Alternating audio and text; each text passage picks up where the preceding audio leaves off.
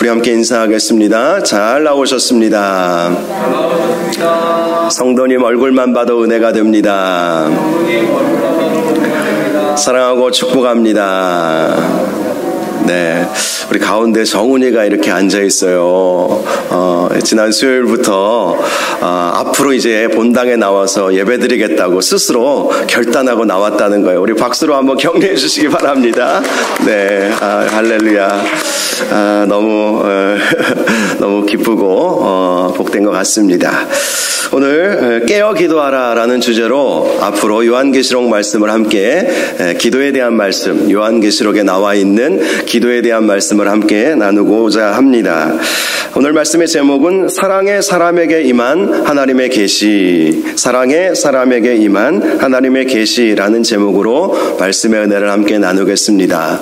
제가 알기로 한국예술종합학교라고요. 서울대 버금가는 음악대학으로, 예술대학으로는 서울대 버금가는 대학이 있습니다. 대학이라고 이름이 붙여져 있지 않고요. 한국종합예술학교 공식 명칭이 그런데요. 그 대학의 성악과 교수이신 이문균 장로님이 계신데요. 그분은 참 힘든 대학 생활을 보내셨다고 합니다. 대학교 4학년 때 아버지가 사업에 실패를 하게 된 것입니다. 그래서 어머니는 이제 몸져 누우셨고, 또 본인은 학비를 마련하기 위해서 아르바이트 자리를 구하게 되었는데요. 하필이면 고액 아르바이트 자리가 생겼는데 그곳이 술집이었어요.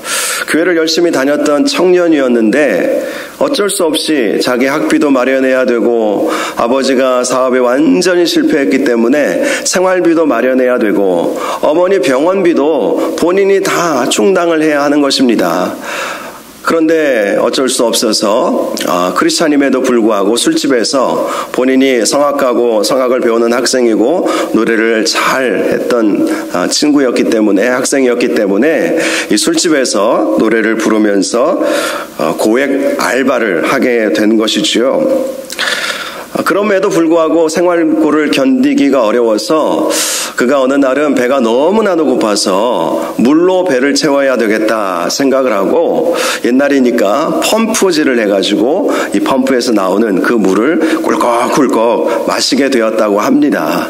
그런데 그 물이 상한 물이었던 것 같아요. 장티푸스에 걸리고 말았습니다.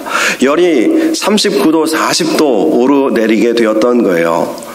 병원에 가면 병원비를 내야 되는데 오늘날에야 의료보험 체계가 어느 정도 뒷받침이 되어주니까 큰돈 들지 않고 병원에 진료를 받을 수 있었지만 과거에는 그렇지 않았잖아요. 그래서 병원에 입원해서 진료를 받기는 했는데, 또 입원까지 하기는 했는데 병원비 걱정이 너무 크게 되었던 것입니다. 그래서 집에 있던, 옛날에는 백과사전이 굉장히 비싼 값에 쳐주었었던가 봅니다. 그 백과사전을 팔아다가 병원비를 충당하고 더 치료를 받아야 되는데 그냥 퇴원해 버렸다고 합니다. 그런데 집에 돌아와 보니까 병이 치료도 받지 않고 퇴원을 해버렸으니 다시 고열에 시달리게 되었던 것이죠. 전혀 열이 떨어지지 않았던 거예요. 아무리 의사가 약을 처방하고 약을 먹고 주사를 맞아도 그 39도 40도 오르내리는 그 고열이 떨어지지 않았던 것입니다. 사람이요, 39도 40도 몇 날 며칠 그렇게 있으면 완전히 온 몸이 망가지고요. 또 목소리로 먹고 살아야 할 그 입장에 있어서는 목소리도 다 망가져버리고 온 몸이 만신창이가 되어버리는 그러한 일일 수밖에 없었던 것이죠. 결국 다시 입원을 해서 이렇게 치료를 받았지만 결국 병이 낫지 않아서 하나님께 이렇게 기도를 드렸다고 합니다. 하나님, 한 번만 살려주십시오. 한 번만 살려주십시오. 내가 당신에게 돌아가겠나이다. 시름시름 앓으면서 한 번만 살려주시면 다시 당신에게, 주님께로 돌아가겠다. 그렇게 간절히 기도를 드리게 되었다고 합니다. 그런데 그 다음날 기적이 일어났어요. 몇 날 며칠 열이 떨어지지 않았는데 하나님께 기도하고 난 다음에 체온이 정상으로 돌아오게 되었다고 합니다. 그는 그것을 기적이라고 하나님께 기도했던 그 기도의 힘, 기도의 기적이라고 그렇게 믿게 되었습니다. 그래서 고액 술집 아르바이트를 당장 그만두고 교회 봉사하면서 열심히 공부하고 가난했던 그였지만 하나님께서 은혜 주셔서 장학생이 되어서 이태리로 유학을 가고 벨칸토 창법이라고 하는 그 창법을 우리나라 최초로 구사할 수 있는 성악가가 되었다고 합니다. 벨칸토 창법에 대해서 저도 성악을 전혀 알지 못하기 때문에 알지 못하지만 찾아보니까 굉장히 부드러운 목소리를 내는 창법이라고 합니다. 성악을 보면 막 우렁차게 막 높은 고음으로 이렇게 울려 퍼지는 그런 그 노래하는 분들이 있는가 하면 굉장히 미성으로 성악가이지만 아주 미성으로 아름다운 그런 소리를 내는 창법이 있지 않습니까? 그 벨칸토 창법을 한국에서는 최초로 본인이 구사하게 되었다. 이런 간증을 제가 들어보게 되었습니다. 그렇습니다. 기도하면 하나님께서 우리가 기도한 것 이상으로 응답하여 주시는 줄 믿으시기 바랍니다. 하나님은 그런 하나님이십니다. 우리가 즐겨 부르는 찬양 중에 내가 기도하는 것보다 더욱 응답하실 하나님, 우리가 그렇게 찬양하며 또 그렇게 기도하고 있지 않습니까? 기도는 이러한 놀라운 역사가 일어나게 하는 원동력이라는 사실을 기억하시고 이 금요 기도의 시간에 하나님 앞에 간절히 기도하셔서 우리가 기도한 것보다 더 응답하여 주시는 하나님의 은혜를 경험하시기를 주님의 이름으로 축복합니다. 오늘 말씀 요한계시록을 제가 하나하나 한 절 한 절 다 살펴볼 계획은 아니고요. 요한계시록에 나와 있는 기도와 관련된 말씀들을 쭉 살펴보려고 합니다. 이 요한계시록의 말씀은 말세에 대한 말씀이지요. 예수님은 말세에 대해서 우리에게 말씀해 주시면서 깨어있으라 깨어있으라 이 말씀을 참 많이 해주셨습니다. 그만큼 마지막 시대가 되면 될수록 많은 유혹이 있을 것이고 또 많은 핍박이 있을 것이기 때문에 깨어있지 아니하면 유혹에 넘어가 버리고 핍박에 좌절해 버릴 수밖에 없기 때문에 우리 주님은 늘 제자들에게 또 우리에게 깨어있으라 깨어있으라 이 말씀을 많이 해주셨지요. 그래서 이 요한계시록의 말씀 가운데 나와 있는 기도의 주제들을 살펴보면서 제가 큰 주제로 깨어 기도하라 이렇게 잡게 된 것입니다. 이 요한계시록은요, 사도 요한에게 임한 계시의 말씀이지요. 당시 사도 요한은 도미티안 황제에 의해서 반모섬에 유배되어 있었던 때였습니다. 그러나 하나님은 그가 기도의 사람이었기 때문에 환난 중에 있는 그에게 앞으로 있게 될 일들에 대해서 종말의 때에 대해서 다 보여주셨던 것이지요.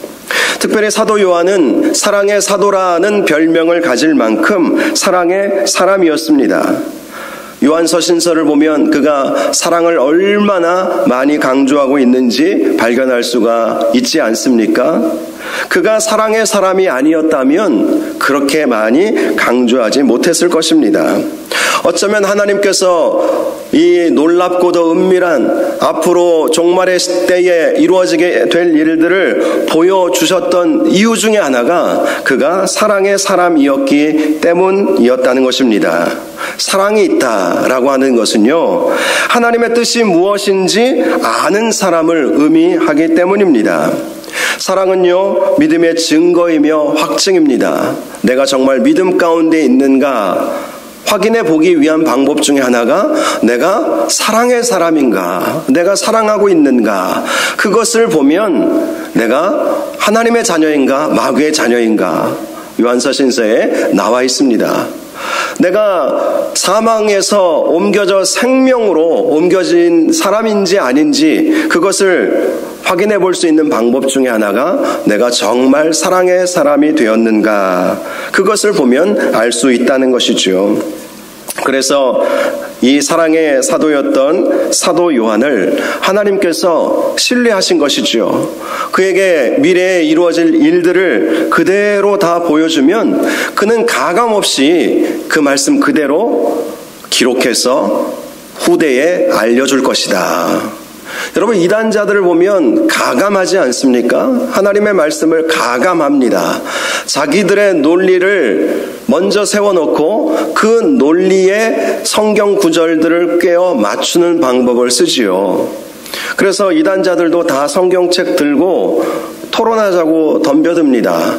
자기들이 철저하게 공부하고 나름대로 정리해 놓은 그 말씀들만 찾아가면서 자기들의 논리, 자기들의 교주가 참 보혜사고 참 진리이고 자기들의 말씀이, 자기들이 전하는 성경의 해석이 참 진리라고 그들은 그렇게 가르치죠. 그들은요, 정말 하나님의 말씀을 가감하고 있다는 것을 볼 수가 있죠. 믿을 수 없는 사람들입니다. 그런데 하나님께서 사도 요한에게 거의 모든 것을 다 보여주시지 않으셨습니까? 이 세상에 어떠한 환난들이 오게 되고 어떤 영적 전쟁들이 일어나게 되고 또 하나님 나라가 어떻게 임하게 되고 예수 그리스도께서 어떻게 임하시며 또 새하늘과 새 땅은 어떻게 이루어지는지, 이 요한계시록의 말씀을 하나님께서는 사도 요한에게 그를 믿었기 때문에, 그를 신뢰했기 때문에, 그가 사랑의 사람임을 증명하면서 그가 하나님의 뜻이 무엇인지 분명히 알았다라는 것을 우리 주님은 아셨기 때문에 그에게 모든 것을 아끼지 않고 모든 은밀한 것들까지도 다 보여주셨다는 것이죠.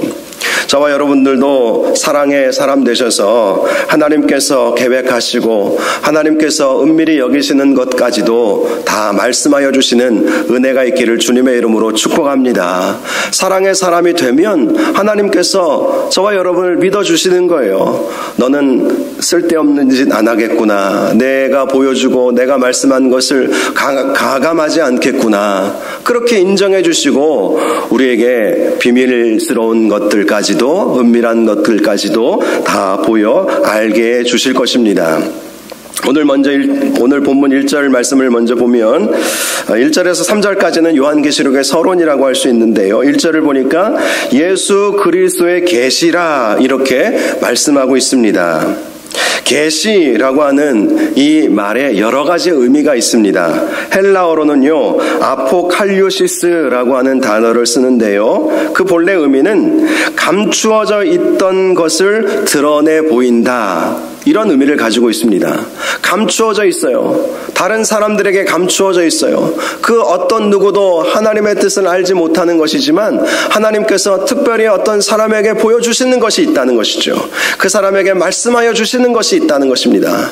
감추어져 있는 것인데 드러내 보여주시는 것, 이것이 바로 아포칼리오시스, 계시의 의미인 것입니다. 영어로는 레벨레이션이라고 하는 단어를 쓰는데요. 그 의미가 뜻밖의 새로운 사실, 놀랄만한 것, 이런 의미를 가지고 있습니다. 계시라고 하는 것은 정말 놀라운 것이다. 이것을 영어 단어에서는 말하고 있는 것이죠. 국어사전에도 계시라는 말을 이렇게 설명하고 있는데요. 사람이 알 수 없는 진리를 신이 깨우쳐 알게 함, 이렇게 설명해 주고 있습니다. 우리 사람은 전혀 알 수 없는 것이지만 하나님께서 그것을 깨우쳐서 알게 해주시는 것, 그것이 바로 계시라는 것입니다. 그 계시가 누구에게 임하게 된 것입니까? 사랑의 사람이었고 깨어 기도할 줄 알았던 기도의 사람이었던 사도 요한에게 이 감추어졌던 것, 놀랄 만한 것들, 사람들은 알 수 없는 그 진리를 이 사도 요한에게 하나님께서 주셨다라는 것이죠. 계시라고 하는 것은 정말 특별한 사람들에게 하나님께서 주시는, 밝히 드러내 보여주시는 것이라고 할 수가 있는 것입니다. 오늘 본문의 말씀 가운데에서도 이 계시에 대해서 이렇게 말씀합니다. 1절 중간 하반절을 보면 이는 하나님이 그에게 주사 반드시 속히 일어날 일들을 그 종들에게 보이시려고 그의 천사를 그 종 요한에게 보내어 알게 하신 것이라. 하나님께서 그에게 주셨다. 여기서 말하는 그는 예수님을 말하는 것이죠. 이 계시는 하나님께서 예수님에게 주시고 예수님께서 천사에게 주셔서 그 천사를 통해서 사도 요한이 알게 되었다. 이 말씀을 해주고 있습니다. 특별히 이 계시는요, 속히 일어날 일들이다, 이렇게 말씀하고 있어요. 그런데 우리는 이 계시의 말씀을 보면서 미래에 일어날 일로 생각하지요. 시간적인 차이가 있는 것처럼 느껴집니다. 그러나 성경을 보면요, 베드로후서 3장 8절에 보니까 주께는 하루가 1000년 같고 1000년이 하루 같다는 이 한 가지를 잊지 말라, 이렇게 말씀해 주고 있습니다. 우리가 생각할 때에는 2000년 전에 이 요한계시록이 기록되지 않았습니까? 그런데 반드시 속히 될 일이 아직 이루어지지 않은 것처럼 보여지기도 합니다. 물론 성경을, 이 요한계시록 말씀을 쭉 살펴보면 이미 이 말씀대로 하나하나 이루어지고 있다는 사실을 알 수가 있죠. 자, 그렇습니다. 우리가 이 말씀을 어떻게 이해해야 할 것인가? 반드시 속히 될 일이라고 말씀하셨는데 여전히 주님의 재림은 늦는 것처럼 우리가 느끼고 있지 않습니까? 그런데 베드로 사도는 그 문제에 대해서 이런 말씀을 하고 있습니다. 어떤 이들이 더디다고 생각하는 것 같이 더딘 것이 아니라 오직 주께서는 너희를 대하여 오래 참으사 아무도 멸망하지 아니하고 다 회개하기에 이르기를 원하시느니라.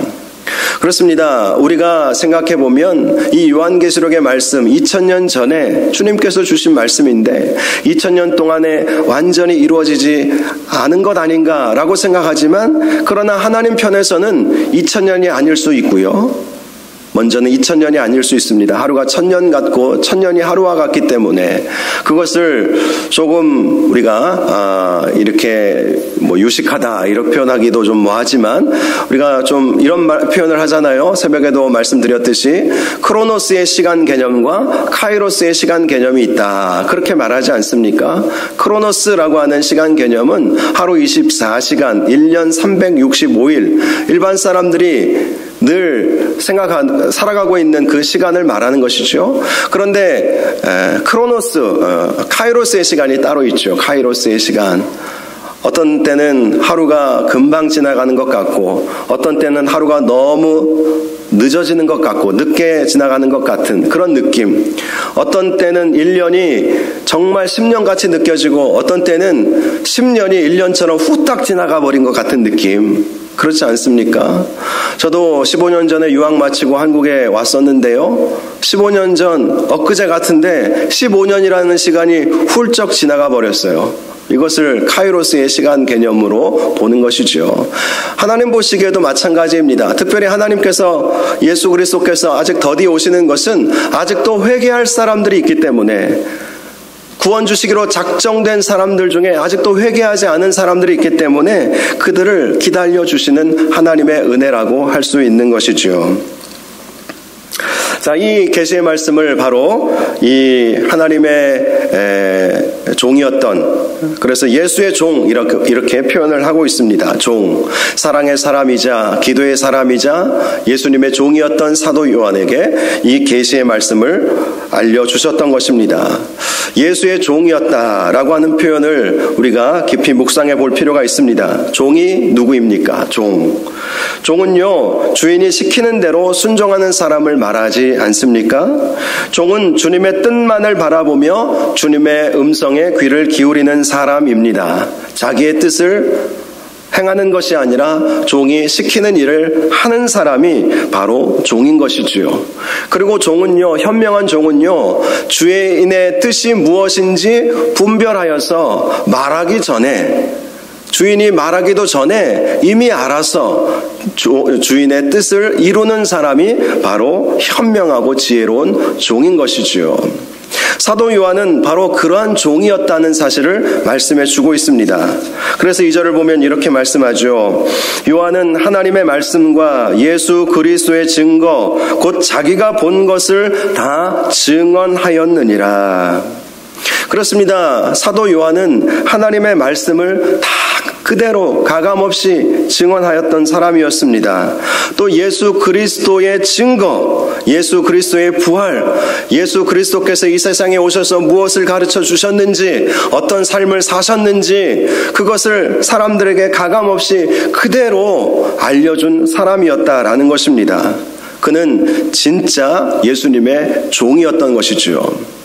그렇습니다. 바로 이렇게 은밀한 것을, 계시의 말씀을 사도 요한이 듣고 볼 수 있었던 이유가 바로 이렇게 예수 그리스도의 종됨을 인식하며 살았기 때문이라는 것입니다. 저와 여러분도 예수 그리스도의 종임을 믿으시기를 바랍니다. 종이라고 하는 이 단어가 목회자나 어떤 사역자에게만 쓰여지는 말이 아니죠. 우리는 모두 다 예수님의 종이 되어야 합니다. 주님께서 무엇을 말씀하시면 그 말씀 그대로 순종할 줄 알아야 하는 것이고요. 또 주님의 뜻을 분별하면서 정말 지혜로운 종은 주님께서 뭐라고 말하기도 전에 주님께서는 이것을 기뻐하실 것이다, 이렇게 확신하고 주님을 기쁘시게 해드리는 삶을 사는 것, 그것이 종인 것이죠. 저와 여러분이 바로 그러한 종이 되셔서 정말 은밀한 것, 감추어졌던 것, 다른 일반적인 사람들은 알 수 없는 것까지도 하나님께서 친히 말씀하여 주시는 은혜가 있기를 주님의 이름으로 축원합니다. 우리가 조금 전에 불렀던 찬양, 주님 사랑해요, 주님 사랑해요, 하나님의 친밀한 친구 되기 원합니다, 이렇게 우리가 하나님을 찬양하지 않았습니까?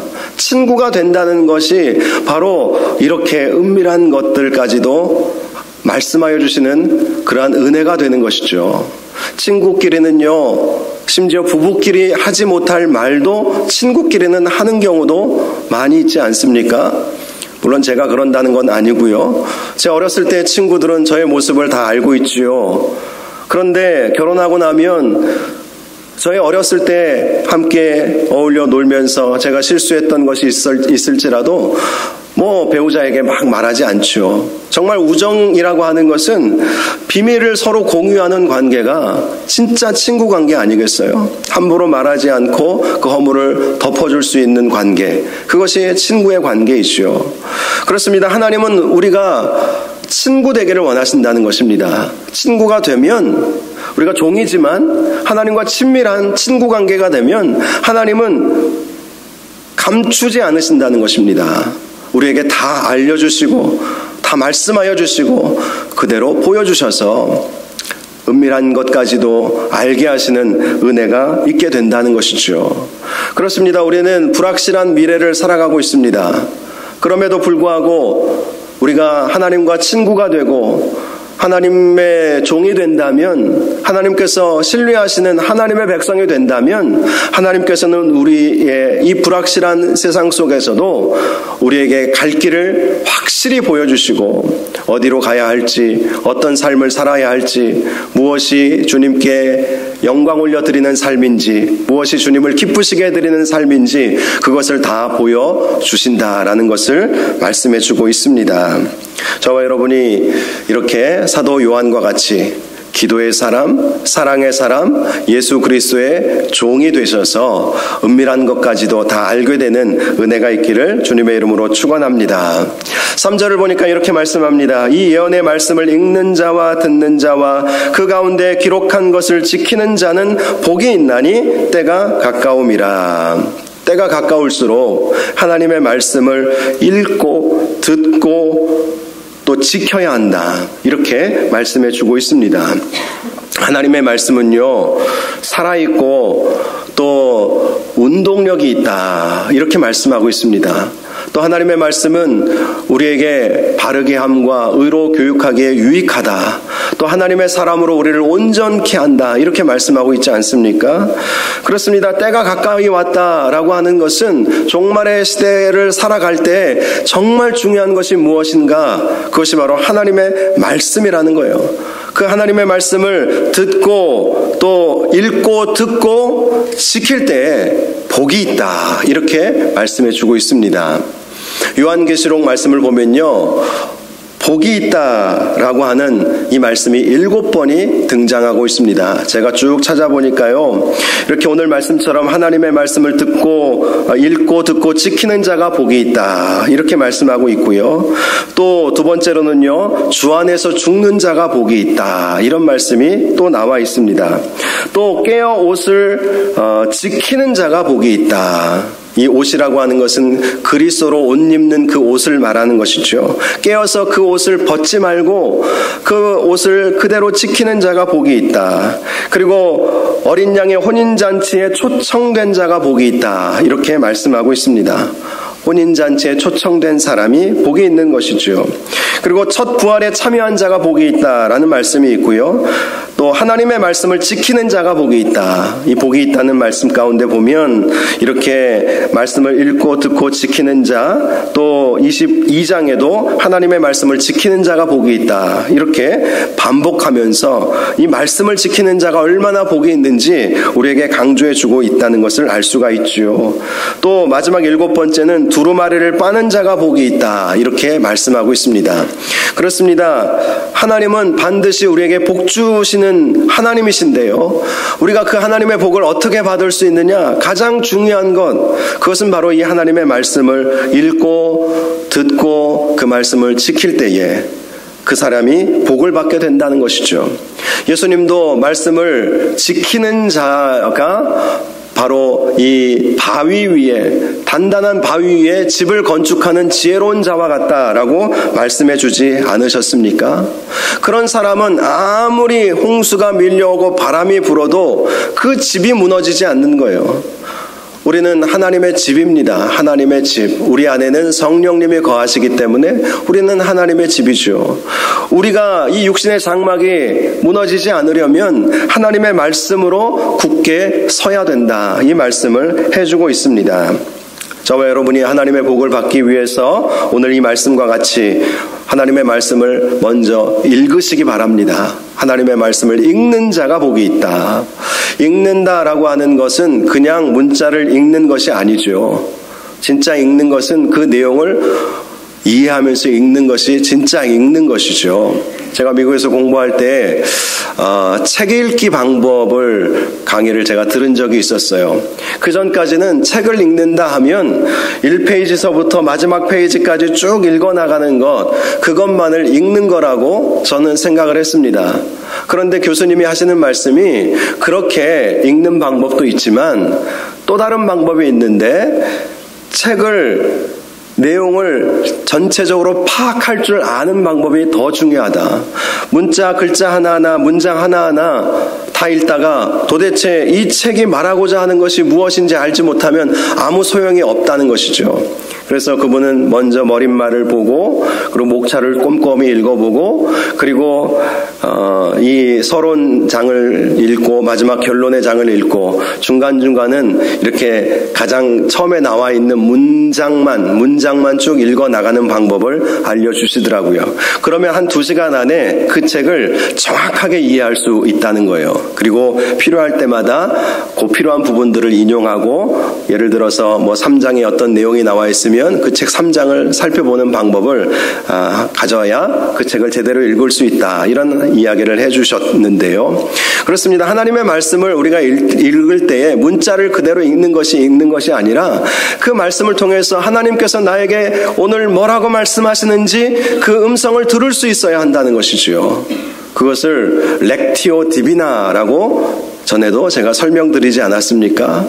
말씀을 읽다 보면 내가 말씀을 읽지만 말씀이 나를 읽으시는 그런 단계로 들어갈 때가 있어요. 말씀이 나를 읽으시는 거예요. 말씀이 나를. 내가 말씀을 읽지만 깊이 말씀을 읽다 보면 말씀이 나를 읽으셔요. 그래서 내 안에 더러운 것들을 생각나게 하시고 또 내가 변화되어야 할 것이 무엇인지 다 깨닫게 하여 주시고 말씀이 나를 읽으면서 마치 엑스레이 CT 촬영 우리 유민이 골절 사고가 나가지고 병원에 어제 데리고 가서 입원시키기 전에 사진 찍고 엑스레이도 찍고 CT 찍는 것까지 제가 봤거든요. 의사가 엑스레이도 보여주고 또 나중에 CT 찍고 그 CT 찍은 걸 보여줬는데 야, 뼈 모양이 선명하게 그렇게 어디가 갈라져서 부러졌는지 그걸 다 보여주시더라고요. 하나님이 그렇게 우리를 읽으시는 거예요. 그렇게 읽으셔야만 합니다. 그래야 우리의 심령 골수를 쪼개시지 않겠습니까? 우리의 연약함이 무엇인지 드러내 보여주시지 않겠어요? 그것은 말씀이 하시는 역할인 것이죠. 성령께서 말씀을 통해서 역사하시는 것입니다. 그래서 말씀을 읽는 자가 복이 있는 것이죠. 그리고 말씀을 잘 들어야 됩니다. 선포된 하나님의 말씀을 듣고 그 말씀을 통해서 하나님의 음성을 듣는 것, 그리고 그 말씀을 지켜 행하는 자, 그런 사람이 복이 있다, 이렇게 말씀해 주고 있습니다. 사도 요한은 바로 이렇게 말씀을 지켜 행하는 사람이었습니다. 제가 오늘 여러분들에게 드리고자 하는 말씀은 이 계시의 말씀, 은밀한 것일지라도 하나님께서 왜 이 사도 요한에게 가감없이 드러내 보여주셨는가 하는 것이지요.